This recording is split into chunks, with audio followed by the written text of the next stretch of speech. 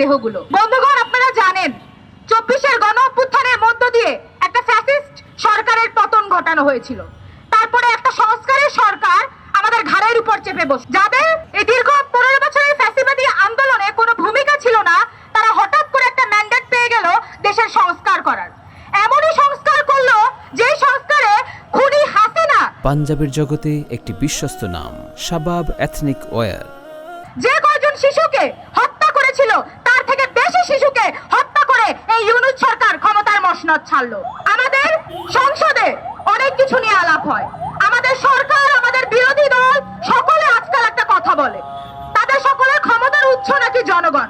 বামপন্থীদের থেকে ধার করা কথা নিয়ে তারা ওই সংসদ পর্যন্ত ঠিকই গিয়েছে, সেখানেও তারা এই কথা চায় যে সকল ক্ষমতার উৎস হচ্ছে জনগণ। কিন্তু বন্ধুগণ, সেই ক্ষমতার উৎস, সেই ক্ষমতার পর্যন্ত পৌঁছানোর যে চেয়ার, সেটা তারা তৈরি করে জনগণের লাশ দিয়ে, শিশুদের লাশ দিয়ে।